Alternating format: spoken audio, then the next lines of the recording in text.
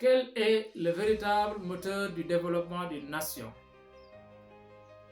Est-ce son pétrole, son gaz, son or ou bien ses infrastructures? Non.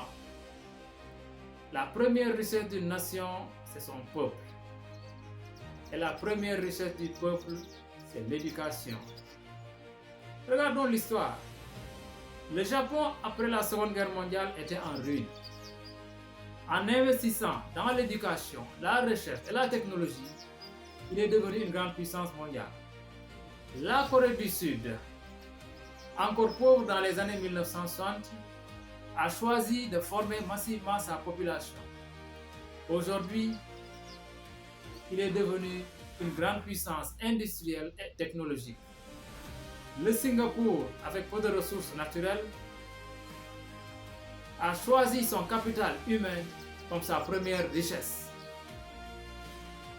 Et en Afrique, le Rwanda a placé l'éducation, les compétences numériques et l'innovation au cœur de sa transformation. Tous ces exemples nous enseignent une leçon essentielle.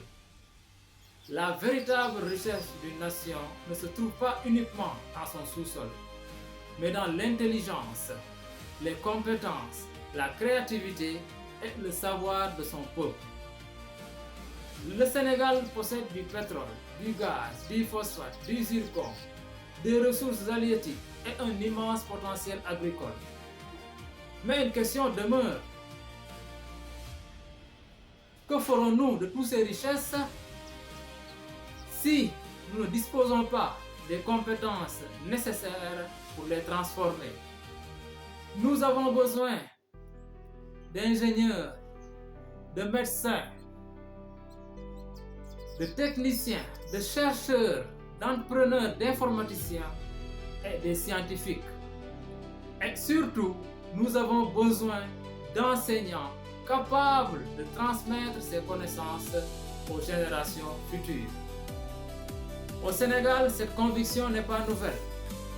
Il y a plus de 20 ans, un grand Sénégalais nous alertait déjà. Le juge Kéba Mbaye, dans sa leçon inaugurale à l'université Cheikh Anta Diop en décembre 2005, déclarait « Nul développement sans éducation ». Mais son message allait plus loin. Il nous invitait à ne pas chercher uniquement à former de grands responsables politiques. Il nous appelait à former de grands médecins, de grands ingénieurs, de grands professeurs, de grands spécialistes de l'économie et des finances, mais aussi des savants. Son message est toujours d'actualité. Aujourd'hui, le Sénégal connaît un déficit important d'enseignants et recourt à des recrutements accélérés pour remplir les classes. Mais le véritable défi n'est pas de recruter davantage d'enseignants. Il faut garantir que chaque enseignant placé devant une classe bénéficie d'une véritable formation pédagogique et d'un accompagnement professionnel. Car remplir une classe ne suffit pas. Il faut donner à celui qui enseigne les moyens et les compétences nécessaires pour former. Car un enseignant bien formé peut transformer des centaines de vies. Parce que nous croyons qu'un Sénégal véritablement souverain doit être capable de produire ce qu'il consomme, transformer ce qu'il produit, maîtriser ses technologies, créer ses propres emplois et surtout former ses propres compétences.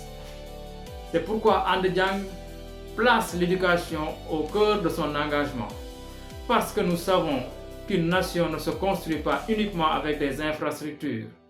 Il se construit avec des hommes et des femmes compétents pour les concevoir, les construire, les gérer et les améliorer. C'est cette conviction que porte le mouvement And Diang. Nous voulons contribuer à faire de l'éducation une véritable priorité nationale. Notre ambition est de former une génération compétente, responsable, innovante et capable de prendre en main le destin du Sénégal. Une génération capable de transformer nos ressources en industrie, notre savoir en innovation et notre jeunesse en moteur de développement. Parce que nous croyons que éduquer, c'est préparer la souveraineté.